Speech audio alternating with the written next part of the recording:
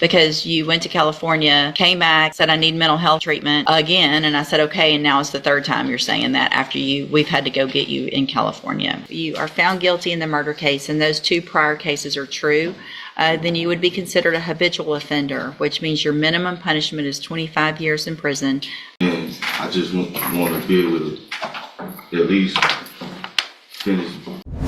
In the pursuit of truth, we analyze the law. This is Justice Clash 24. Good morning, you're Travis Shoemaker. Speak up, please. Yes, ma'am. And Mr. Shoemaker is currently on probation for the offense of injury to a child. That was a 5-year sentence that was probated for 5 years. There was a motion to revoke that probation filed, and we were here previously. Mr.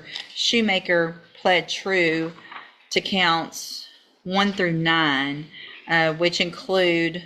With the exception of 7, Judge. It was 1 through 6. Sorry, you're 8 correct. and 9. Thank you. 1 through 6, and then 8 and 9. Just for the record, those include failing to report, failing to do community service, failing to do intensive outpatient treatment, failing to complete the battering intervention program, committing the new offense of domestic violence and false imprisonment in 2023 in San Francisco County, California. Has everyone had an opportunity to review that updated pre-sentence report? Yes, Your Honor. Are there any additions or corrections, Ms. Holmes? None from the defense, Your Honor. Mr. Not Hoffpower? for the state, Your Honor. And this was just an open plea, correct? Or was there an agreement? It wasn't an agreement, Your Honor. It's It was just- unagreed. That's what I thought. Okay, Ms. Holmes, you may proceed. Yes, Your Honor.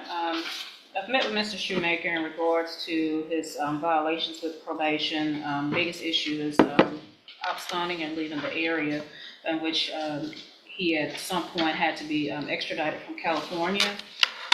Mr. Shoemaker explained the reasoning why he was there, stating that he did contact probation or to let them know that he was needing medical treatment because he was not getting the appropriate treatments locally, and so he decided to go elsewhere, and that's how he ended up in California. I think he does have family out there as well.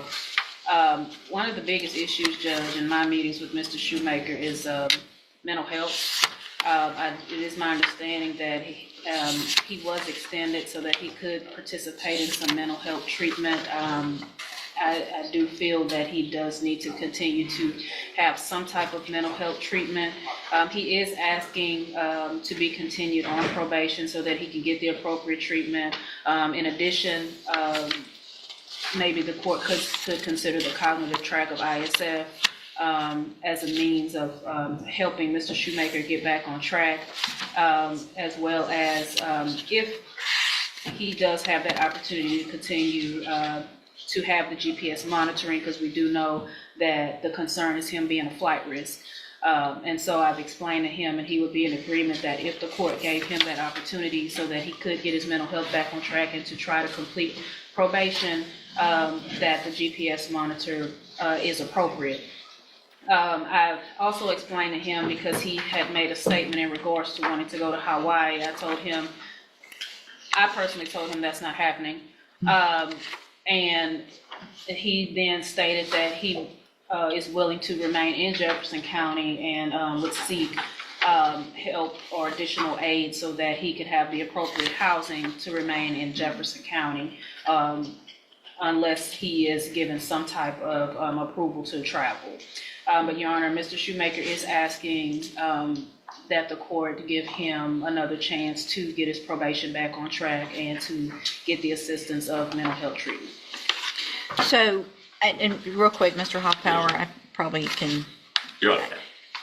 You want me to... Well, I just want to make sure, I'm looking back at the original pre-sentence report, and none of these issues are new issues. The mental health issues, any drug, that was all addressed in that original report, and the supervision plan included the requirement and the order that you enter and successfully and follow any services that's through Spindletop. And so you were given all of those opportunities from the beginning. So asking for them now, I mean, that was already done. And it's not just like you left, I don't know what this health issue is that you think they can do better in California, but you went to California and obviously didn't get better because you committed the new offenses of domestic violence that, appear pretty serious. Mr. Hoffpower? Your Honor, and I want to make sure that the court, and I want to take judicial notice of the updated pre-sentence, but it's included in there is that he's gone to California twice and has been extradited. He went first time and was brought back, and in 11/30 of 2023, he was extradited back, and then when the court allowed him an extension, it went from a deferred to a straight probation. That's when the mental health stuff was applied. He didn't comply and actually was caught in California again. You're right. Without, he looks like for maybe a month he may have reported. He absconds every time. So twice. So, at the original pre-sentence report, when he first got on probation, I said, let's help you out. That's what you needed with services. Then you left, and sometimes I look back at what I let people do, and I wonder what I was thinking. Because you went to California, came back, said, I need mental health treatment again, and I said, okay, and now it's the third time you're saying that after we've had to go get you in California. Is there anything else, Ms. Ruiz, that's not in that updated report that you'd like to add? So, Mr. Shoemaker, anything else, Ms. Holmes? Yeah. At this time, I'm going to find that you entered your pleas of true, again, to counts 1 through 6 and 8 and 9 freely and voluntarily. Find those counts true. Find sufficient evidence to revoke your probation, and at this time revoke your probation. Sentence you to a term of 5 years in the institutional division of the Texas Department of Corrections. You will receive credit on that sentence for any time that you've been in custody that the law gives you the right to receive. This is not a plea agreement. You have some limited rights to appeal. You can talk to Ms. Holmes about that. I'm handing you that admonishment. Ms. Holmes, if you'll get signatures on that and then get the bottom copy. I'm also going to hand you, Mr. Shoemaker, let's see, I probably did this back in 2022. When you were initially placed on probation, I'm not sure if I did that back then when we started, but because of the judgment entered against you, you're ineligible under Texas law to possess a firearm or ammunition. Possession of a firearm or ammunition could lead to charges against you. Firearm is a legal term. Read that written admonishment I provide you to make sure you understand that law, okay? And once you sign that, we'll get you a copy of the certification, and then you can go back with the bailiff. Thank you, and thank you, Mr. Ruiz. Good morning, sir. You're Terry Rose. Yes, ma'am. And in cause number 24, DCCR 1369, Mr. Rose is charged with first-degree felony offensive murder. And Mr. Roundtree, what is the announcement? Mr. Nichols, where are y'all? Your Honor, I tendered to Mr. Roundtree today in court updated discovery. Okay. That had come in. It was pretty voluminous, and we put it on a big thumb drive form and gave that to him today. Do you anticipate anything else coming? I do not, Your Honor. Okay. And I haven't had a chance to talk to Mr. Nichols. I did briefly go through what he tendered this morning, and there may still be some outstanding discovery, but I can get with him and send him an email what I believe may be missing. Okay. But I don't want to represent that to the court. Sure. Until you can have a just chance. Based on what I reviewed this morning. So realistically, for you to go through that, to get some other things involved if you need, what I'd like to do is maybe just a 60-day reset instead of a 30-day. That gives you time to go through everything, make any requests to Mr. Nichols. If there's something you need to go out and try to find, get that. And then I'll review the motion and get what you need to hopefully get a announcement maybe at that next court date. Sounds good, Your Honor. Okay. That's fine with me, Your Honor. Okay, perfect. Thank you. Thank you, Ms. Rose. You can go back with the bailiff. All right, sir, are you Christopher Wade? And will your client waive the formal reading of the indictment? He does, Your Honor. Mr. Wade, in cause number 24, DCCR 0264, the state is elected to proceed on count 1 only. It alleges you committed the third-degree felony offense of evading arrest or detention with the use of a vehicle. And that is from December 29th of 2023. And how do you plead to that charge? Are you pleading guilty freely and voluntarily? And are you pleading guilty because you did what they charged you with? I have here on the computer some documents that have your signature on them that the state's marked as exhibit number 1. Before you signed these, did you go over them with Mr. Samuel? Do you fully understand them? And do you understand, if I follow the agreement that you've made with the district attorney, that you will be waiving or giving up any right to appeal? Do you also understand, if you're not a U.S. citizen, that a plea of guilty or no contest may result in your deportation, exclusion from admission to the country, or denial of naturalization under federal law? State tenders number 1. No objection. It's admitted. Is there any evidence that Mr. Wade is not competent? There's none. All right, sir, I'm going to find that you entered your plea of guilty freely and voluntarily. Find that you're mentally competent and you understand the nature and the consequences of your plea. Find sufficient evidence to find you guilty, and at this time find you guilty of evading arrest or detention with the use of a vehicle. Sentence you in accordance with your agreement to a term of 8 years in the institutional division of the Texas Department of Corrections. You will receive that credit on that sentence for any time that you've been in custody that the law gives you the right to receive. I'm handing you the trial court certification. That shows that this was an agreement that I followed, and so you have waived your right to appeal. I've also handed you a written admonishment regarding your ineligibility to possess a firearm or ammunition. Because of the judgment entered against you, you're ineligible under Texas law to possess a firearm or ammunition. Possession of a firearm or ammunition could lead to charges against you. Firearm is a legal term, so you should read that written admonishment I provide you to see what devices qualify as a firearm. And if you have any questions about how long that lasts or anything about that, you can talk to Mr. Samuel, all right? All right, good luck to you, sir. Thank you, Mr. Samuel. Thank you. Thank you, Your Honor. Still watching? Hit like. It helps real courtroom stories reach more people.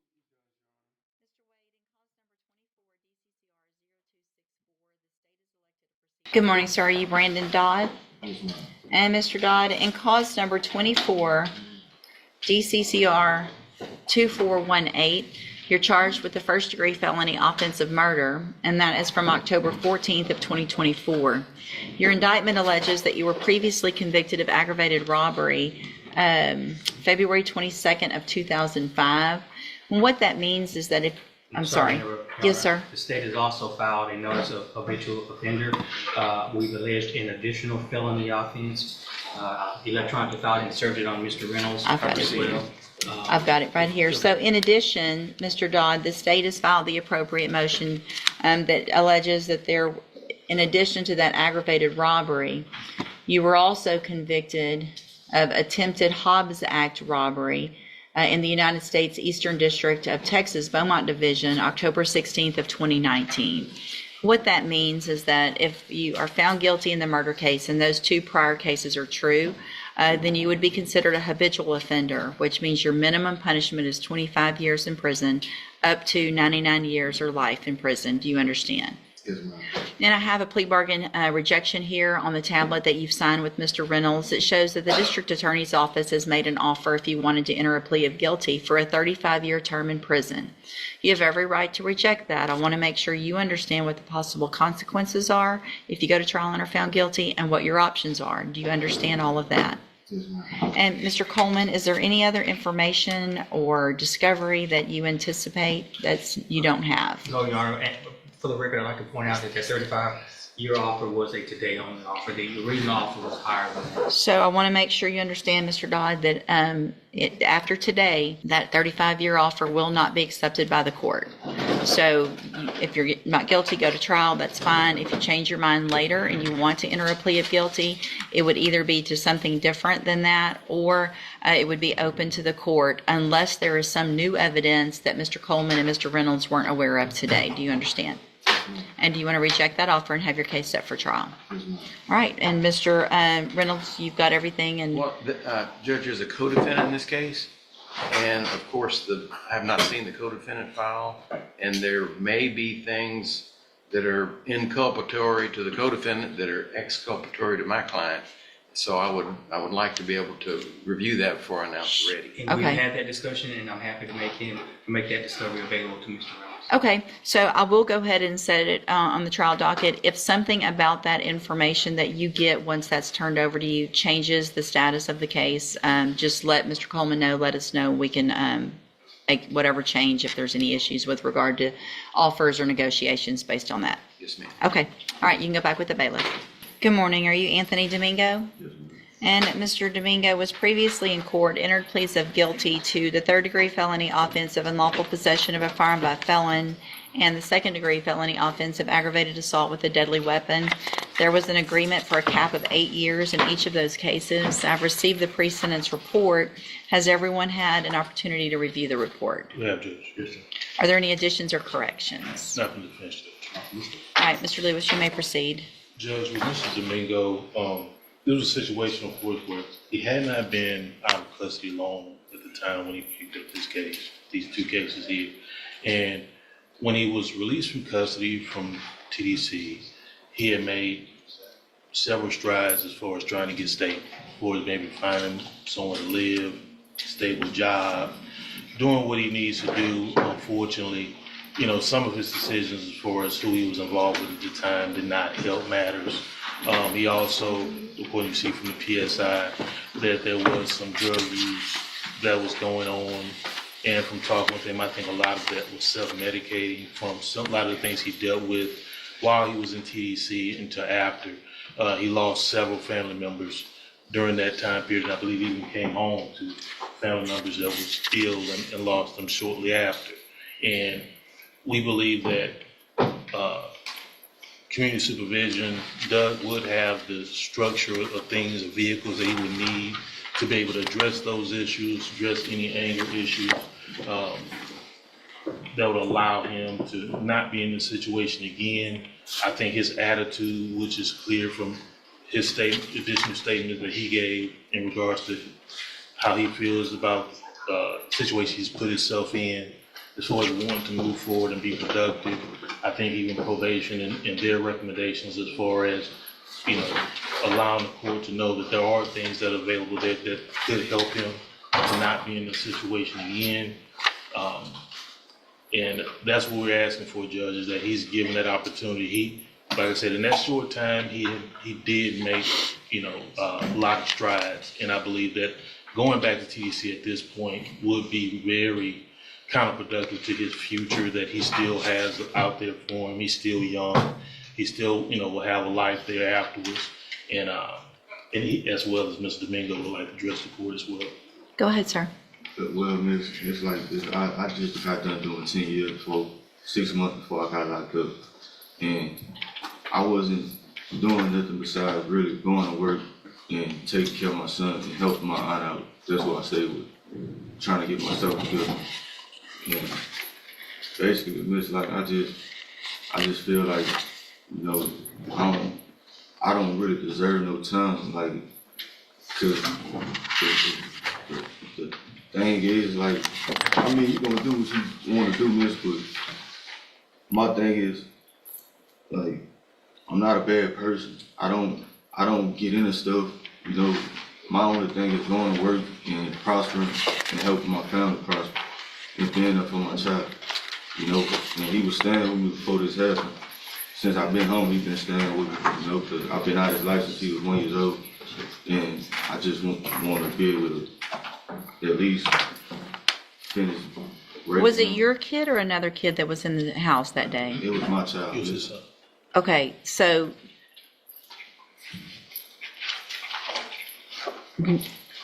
I have no words. You barricaded, you were out of prison. You'd served 10 years. Yes, ma'am. You grew up, more mature. You have an opportunity at freedom. Yes, ma'am. You say you're not a bad person and you were doing things great, but you got out, you started using drugs again. You barricaded yourself inside a home with a gun with your 11-year-old so that the SWAT team had to come out? I didn't barricade myself. But you don't deserve anything. How does that even make sense? Now, in this situation, it's critical. It is. It's very critical. It's very critical. You're right. Like, the paperwork from the police report is true, but it's not all true. Because I didn't barricade myself in the house. They could have came in at any time. Okay, but you were inside the house with a gun. You didn't put something up against the door and barricade I it. did not do that. Right. Okay, but still, you're inside the house with the gun with your kids. So look, we're not going to play semantics here and word games about what did and didn't happen. They don't know what they're walking into. They know that they probably received a call. Saying that somebody had a gun. Yeah. And I understand it. And that part's true, right? Yes, ma'am. So they don't know what they're coming up on. Yes, ma'am. Mr. Smith, Judge, the Ring camera that was associated with this also showed that he was brandishing the weapon, threatening to kill the paramour. And he's had,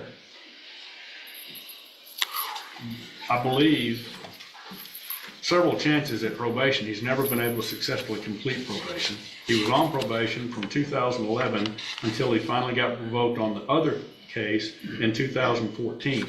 After that, he went to prison, was in prison for 10 years, and didn't make it 6 months before he committed these crimes.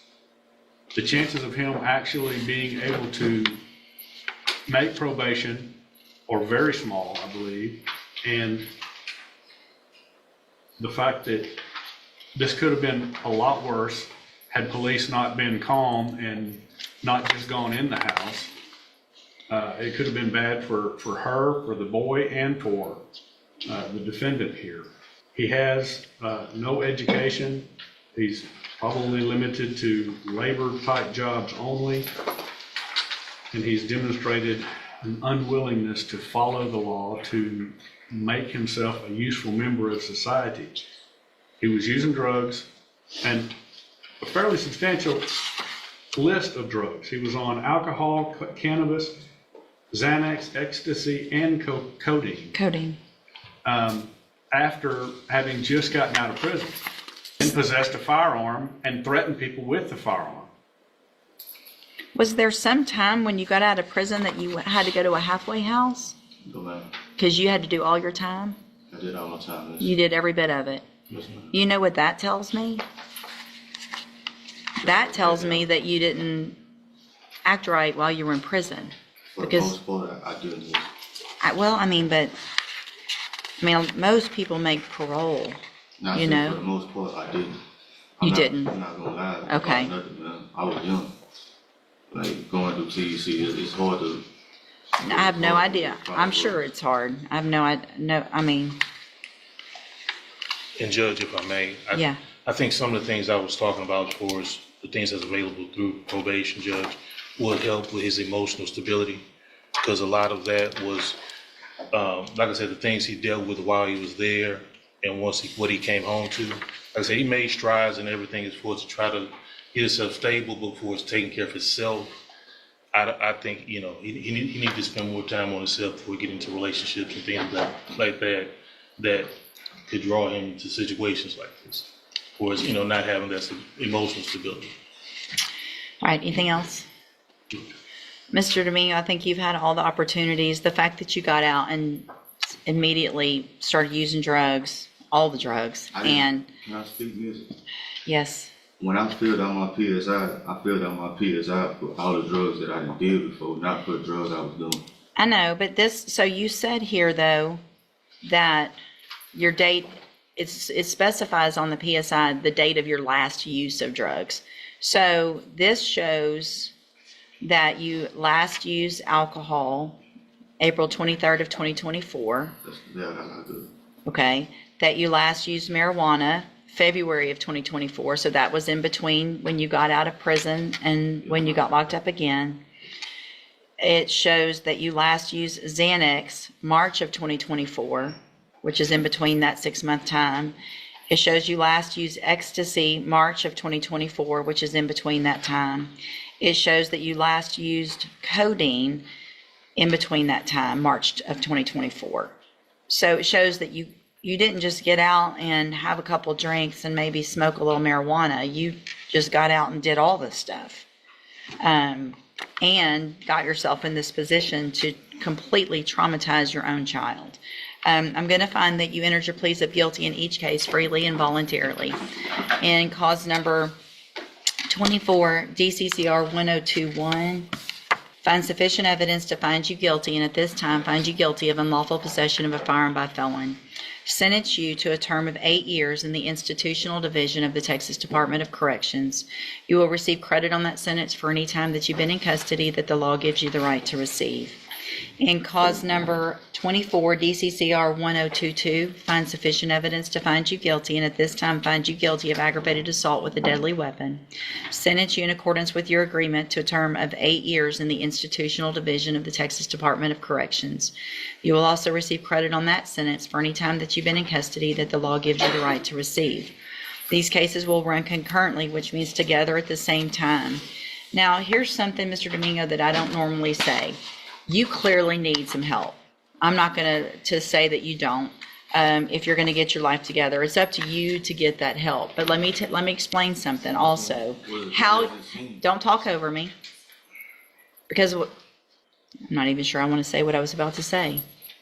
If you're not going to be respectful, if you can behave in prison, and I'm not saying this is going to happen, but there are things that can happen potentially, where your attorney files something for me to review how you've been, and I consider probating your sentences and getting you back out of prison. But I can assure you of this. If you get to prison and act like you acted for the last 10 years when you were in prison, then you'll be there for the whole 8 years on these. That's going to be your decision. All right? I'm handing you the trial court certification in each case that shows these were agreements that I followed, so you've waived your right to appeal. I'm also handing you the written admonishment, regarding your ineligibility to possess a firearm or ammunition. Because of the judgments entered against you, you're ineligible under Texas law to possess a firearm or ammunition. Possession of a firearm or ammunition could lead to charges against you. Firearm is a legal term, and you should read that written admonishment I provide you to see what devices qualify as a firearm. If you have questions about the laws that make you ineligible to possess a firearm or ammunition, or about how long that lasts, you can talk to Mr. Lewis. Obviously, you know that information, but I'm required to read it to you. All right, you can go back with the bailiff. For more true courtroom moments and real justice, subscribe now. New cases every week.